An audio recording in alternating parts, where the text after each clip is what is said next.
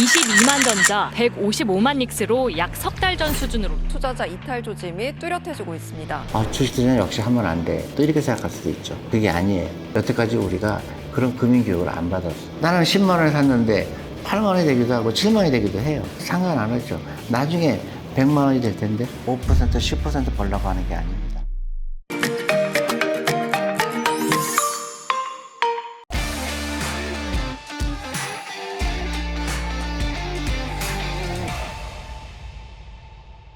최근에 아무래도 이제 주식시장에 신규 진입하셔서 삼성전자와 하이닉스 때문에 힘들어하시는 분들이 좀 많은데 이런 개인 투자자들이 좀 버려야 할 습관이랄까 좀 더 조언을 주신다면 어떤 걸까요? 그러니까 개인 투자가들한테 꼭 말씀드리고 싶은 게 있는데요. 제가 한국에서 제일 싫어하는 단어 중에 하나가 주린이라는 말이에요. 개인 투자가들은 기관 투자가들에 비해서 훨씬 불리하다. 정보가 없기 때문에 절대 그렇지 않다는 겁니다. 여러분들이 전문가가 돼야 돼요. 이게 무슨 말인지 그럴 겁니다. 여러분, 기관 투자가나 외국 투자가가 여러분보다 절대로 똑똑하지 않아요. 무슨 의미냐면은 여러분들이 훨씬 더 훌륭한 투자가 될 수 있다는 말씀을 드리는 겁니다.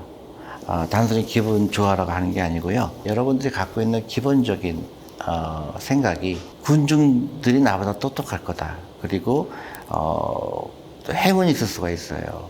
우리가 카지노에 가면 비기너스 럭이라고 하죠. 그 카지노 갔는데 돈을 따게 된 거예요. 그러니까 야, 이거 별거 아니네. 주식 투자 별거 아니네. 그렇게 해서 또 투자하게 되고 또 상승장에서 뭐 5% 벌었다, 10% 벌었다 해서 또 기분이 좋고. 주식 투자는 5%, 10% 벌려고 하는 게 아닙니다. 노 준비가 목적이에요. 그래서 오랜 기간 투자했더니 10배가 되기도 하고 20배가 되기도 합니다. 삼성전자 좋은 예죠. 20, 30년에 어땠어요? 10,000원, 20,000원이었어요. 그게 지금 몇백만 원이 되는 거야. 똑같습니다. 그래서 지금 올라가서 혹시 손해볼 수도 있죠. 어떤 분은 50% 손해볼 수도 있고 30% 손해볼 수도 있어요. 그게 중요한 게 아닙니다. 5년 후에, 10년 후에 어떻게 될 거냐. 그거를 따져야 되는 거고요. 그래서 군중심리, 저 사람들이 나보다 더 똑똑할 거라는 생각을 하지 마세요. 많은 사람들이 주식의 전문가라고 나오는 사람들이 여러분보다 절대 똑똑하지 않아요. 그러니까 나는 잘 모른다. 나는 도움을 받아야 된다. 그런 생각을 하지 말아야 돼요. 여러분들이 전문가입니다. 근데 그 많은 리딩방이 있잖아요. 리딩방은 100% 사기꾼입니다. 알 수 없는 거를 여러분들한테 돈 받고 하는 거예요. 그걸 알면은 왜 여러분들 얘기할까요? 리딩방에 속지 마세요. 여러분들의 투자 철학을 가져셔야 되고요. 단기간에 주식 가격이 어떻게 될지 내려갈지 올지 몰라요. 근데 시간에 투자하는 겁니다. 꾸준하게 여유 자금으로 꾸준하게 더 사는 거예요. 근데 어떤 사람이 그렇게 얘기해요. 더 살 돈이 없어요. 그건 말이 안 되는 얘기죠. 더 살 돈이 없다는 얘기는 얘기거든. 간접적으로 내가 마켓 타이밍을 늦었다 이렇게 생각하거든요. 일단 다 팔아놨으면 살 수가 있겠는데 근데 그런 유혹에 빠지면 안 됩니다. 그건 유혹이고요. 그건 잘못된 어드바이스예요. 그리고 주식 투자는 즐거워야 되거든요. 즐거운 게 왜 즐거울까요? 이 회사를 발견하고 이 회사가 돈을 잘 벌고 있구나. 이 회사가 1년에 돈 얼마만큼 벌고 있구나. 삼성전자가 얼마만큼 벌고 있구나. 그게 내가 동업자가 돈을 벌고 있구나. 그렇게 생각하면요. 가격이 변하는 게 별로 의미가 없죠. 근데 가격이 변하는 이유는 사람들이 의구심이 생긴 거예요. 여태까지 돈을 벌었는데 진짜 그렇게 벌 건가? 그럼 뭐예요? 그 누구의 영역이에요? 판단의 영역이에요. 여러분도 판단할 수 있는 거예요.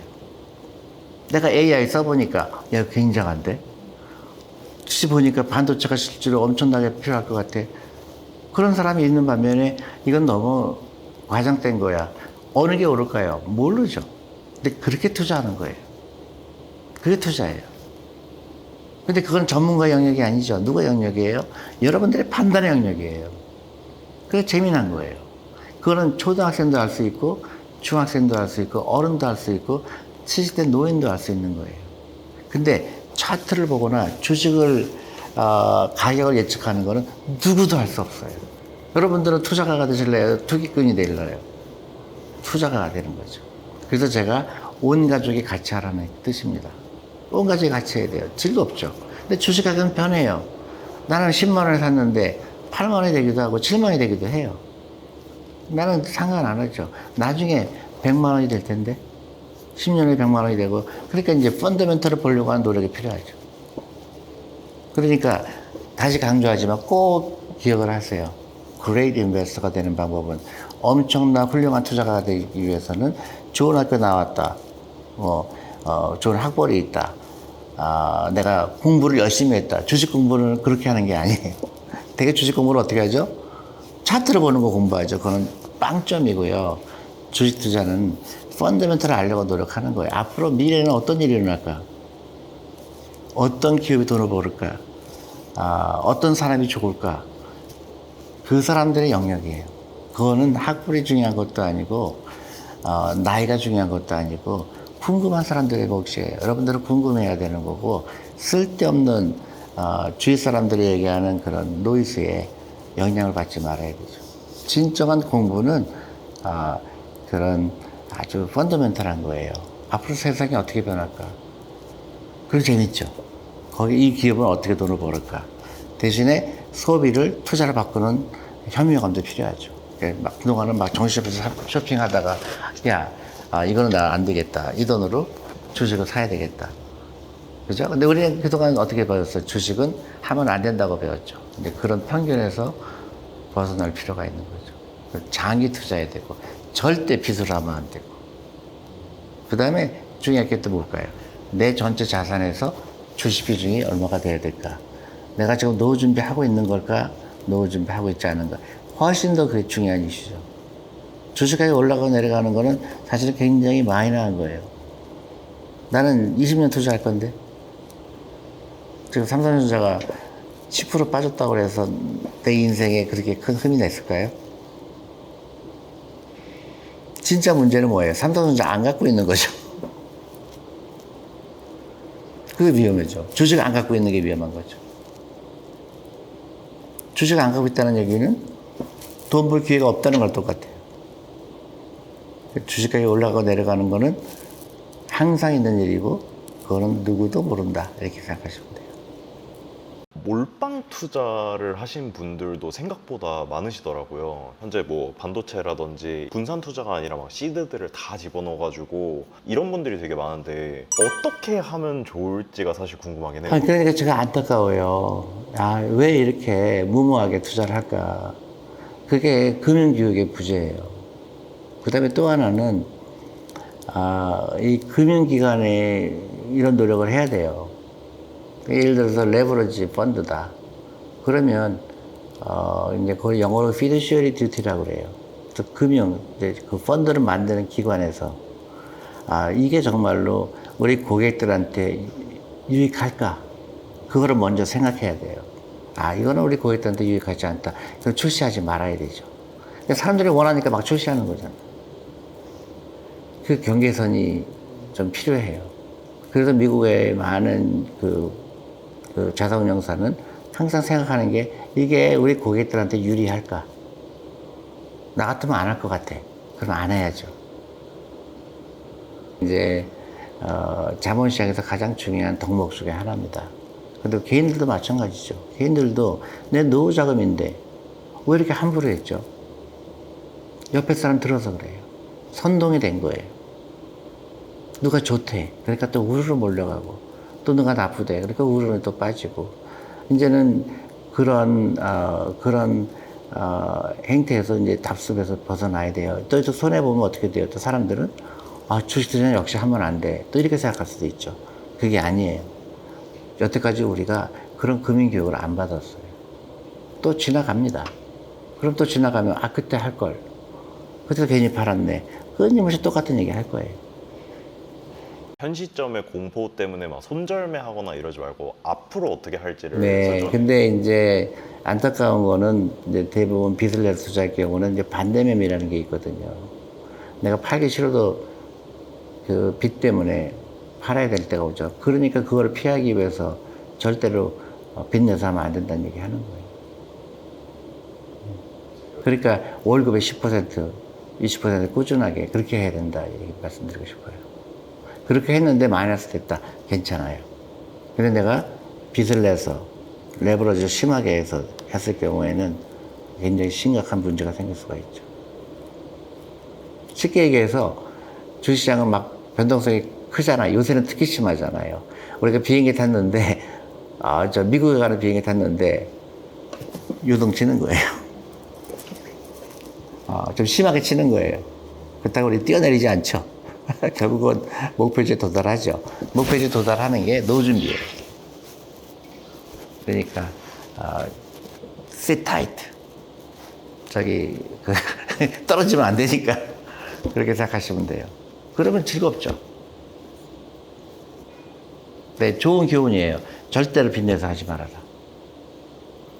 떨어지면은 조금씩 한 주씩만 모으겠다 이런 원칙을 세워서 하시는 분들이 있는데 이런 원칙은 좀 괜찮은 원칙인가요? 아니, 이게 떨어지면 더 사고 싶다는 거는 좋아요. 근데, 그건 장난치는 거지. 한 주씩 사서 뭐 하려고. 그렇잖아요. 내가 노후 준비하려다 그러면 예를 들어 10억이 필요해요. 10억을 모아야 되는데, 한 주씩 사갖고 뭐 하려고. 그거는 두려우니까, 수영하기 두려우니까 발만 살짝 담그는 거잖아요. 장난치면 안 되지. 저는 그렇게 생각해요. 이건 굉장히 중요한 이슈고, 심각하게 생각해야 되고. 그래서 자산을 어떻게 얼로케이션 하느냐, 내 전체 자산에서 몇 퍼센트가 주식에 들어가야 되느냐. 대부분 이제 그런 고민을 하여야 되는데, 대부분 저한테 하는 질문이 뭐라고 그러냐면요. 내가 지금 1억 있는데 어떻게 해야 돼요? 그걸 내가 어떻게 알아요? 여러분들만 아는 거죠. 근데 자꾸 다른 사람이 나를 가르쳐 주길 바래요. 그런 일 없습니다. 여러분들이 전문가예요. 나는 1억인데 내 전체 자산은 5억이야. 그리고 20%야. 이거 어떻게 가장 현명하게 투자할까? 내 나이는 어떻게 돼? 그럼 미국 주식이 좋을까? 한국 주식이 좋을까? ETF가 좋을까? 펀드가 좋을까? ETF를 해야 되겠구나. 근데 나는 미국이 더 좋아. 어떤 사람은 한국이 더 좋아. 그럼 한국에 70% 해야 되겠구나. 미국 30% 해야 되겠구나. 그거 자기가 정하는 거예요. 그건 누구도 가르쳐 줄 수가 없어요. 몰라요. 근데 그걸 다른 사람이 가르쳐 주길 바라는 거예요. 이 다음에 내가 직업을 뭘 가질까? 그래서 여러분들이 결정하잖아요. 그래서 사람들이 와서 너 이거 하면 되겠다 그러면 나 이거 할래. 그거나 마찬가지죠. 여러분들이 전문가예요. 주식 투자의 전문가라는 건 없어요. 여러분들하고 나하고 다릅니다. 근데 나도 전문가가 아니죠. 근데 제가 여러분보다 조금 나은 거는 뭐가 있을까요? 돈 함부로 안 쓰는 거예요. 그냥 그 돈 가지고 주식에 투자해야 되니까. 또 뭐가 다를까요? 주식 투자는 장기적으로 해야 돼. 장기적으로 하는 거예요. 남들한테 휩쓸리지 않는 거예요. 저 사람이 좋다 그러는데 저 사람 의견일 뿐이야. 나는 이렇게 생각해. 그거예요. 여러분들도 똑같은 거예요. 그래서 아까 얘기하잖아요. 주식 투자는 길게 해야 된다. 그 다음에 여유 작업을 해야 된다. 딴 사람 말 듣지 말아라. 전부예요. 그러면 뭐가 보일까요? 희망이 보이죠. 내가 자존감이 생기죠. 남들이 얘기하는 게 중요한 게 아니죠. 그 다음에 기초는 알아야 되겠죠. 퍼가 뭔지, 이 회사의 PBR이 뭔지, 매출 증가율이 어떻게 되는지. 그런 거는 너무나 쉽게 알 수 있죠. 그러니까 요새 제가 이 촬영을 하게 된 계기는 그래서 너무나 많은 분들이 질문을 하세요. 또 어떻게 해야 돼요? 지금 반대매매 들어갔어요. 너무 마음이 아픕니다. 너무나 주식시장이 급등하다 보니까 내가 이거 안 하면 큰일 날 것 같고 어떤 기초적인 마음가짐이 없이 투자했다가 또 한 번 이렇게 잘못된 결과가 되는데요. 사람마다 틀리겠죠. 어떤 부분은 많은 돈을 잃어버린 경우도 있겠고 또 어떤 분은 이제 주식시장이 들어왔는데 그게 좀 잘못된 경우가 있고요. 근데 좋은 교훈입니다. 어쨌든 간에 주식시장이 어떻게 될지 아무도 알 수 없어요. 왜 요새 그 변동성이 많을까 많은 생각을 하게 되는데요. 여러 가지 이유를 대는 사람이 있습니다. 레버리지 ETF 때문에 그렇다. 반도체 사이클은 변동성이 심한 시장이기 때문에 어쩔 수 없다 그런 분들도 있고 여러 가지 이유를 댑니다. 근데 그 이유는 다 지난 다음에 이유가 나오는 거죠. 그러니까 예측하는 것도 불가능하고요. 이런 현상 때문에 또 어떻게 해라 저렇게 해라 또 주도주가 바뀌었다 이런 거는 사실은요 소음에 불과합니다. 내 전체 자산에서 몇 %가 주식에 투자돼야 되고 또 그 주식 비중 중에서 이런 삼성이나 하이닉스가 몇 %를 차지하고 있는지 그 적당한 수준인 건지 아니면 너무나 많은 부분을 내 재산에서 투자하고 있는지 그런 점검을 먼저 해야 되고요. 냉정하게 찾아봐야 됩니다. 그 투자 철학은 똑같은 거예요. 다만 내 철학은 똑같은데 시장이 변하는 것 뿐입니다. 근데 사람들은 시장이 변했기 때문에 나의 철학도 바뀌어야 된다고 생각을 하게 되는데요. 그러다가 더 큰 실수를 하게 됩니다. 요새 IMF 때 같이 막 조산을 하거나 한국 기업들이 막 엄청나게 펀더멘털이 안 좋거나 그렇지 않다는 거예요. 그리고 아직도 싼 주식이 많고 그렇기 때문에 저는 낙관적으로 보는 편입니다. 근데 언제 어떻게 될지 이 주식 가격이 또 10% 마이너스가 더 될지 10% 올라갈지 그건 아무도 알 수가 없습니다.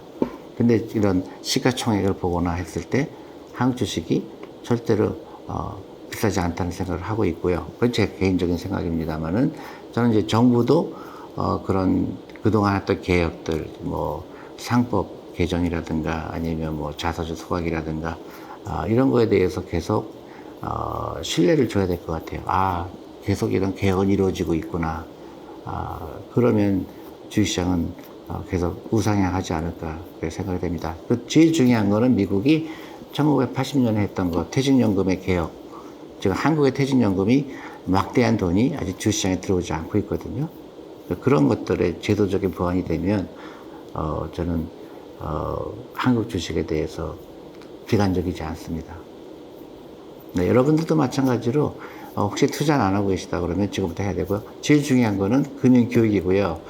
제가 정말로 그 금융교육의 필요성을 느끼는 걸 요새 특히 느끼고 있거든요. 그래서 화요일하고 목요일 저녁 8시부터 한 30-40% 합니다.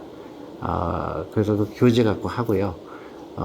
이제 온 가족이 같이 저녁 드시고 나서 한 30분 정도 전반적인 금융교육에 대해서 자녀들과 같이 하면 좋지 않을까. 그래서 제가 시작했으니까요. 매주 화요일하고 목요일 저녁 8시부터 우리 금융 공부하기, 주식 공부하기 그런 시간을 가지려고 하니까요. 많은 관심 가져주시기 바랍니다.